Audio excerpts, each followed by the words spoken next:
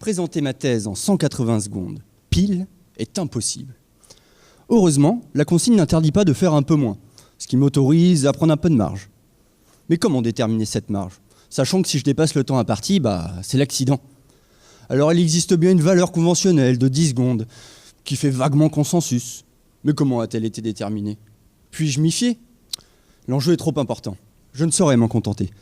J'ai besoin d'une marge rationnelle, qui soit fondée scientifiquement, proportionnée aux enjeux et économiquement acceptable.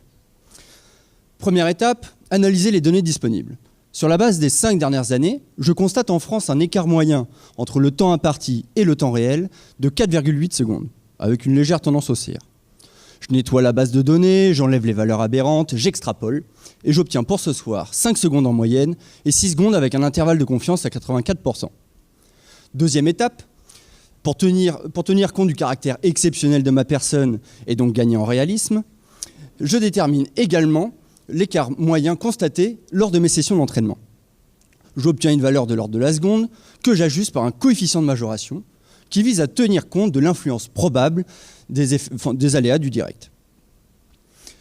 Je détermine, par jugement d'expert et faute de mieux, une valeur d'1% d'incidence à ce coefficient et lance pour le futur un programme de recherche.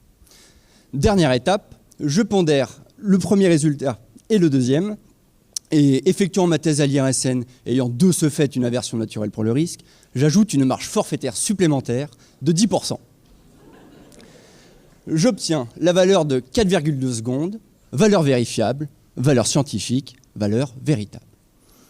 La démarche que je viens d'esquisser a été celle employée par les ingénieurs et scientifiques qui, depuis 60 ans, ont œuvré à établir la juste sécurité des centrales nucléaires françaises. Mon travail de thèse entreprend de revenir sur l'une de ces épopées scientifiques et techniques, celle de la protection des centrales nucléaires contre le risque induit par les tremblements de terre. En revenant de façon historique sur la construction de la problématique sismique, des modèles d'évaluation d'aléas et de comportement des structures, je cherche à analyser comment une marche a été fabriquée, comment elle a été institutionnalisée, puis a perduré et évolué dans le temps.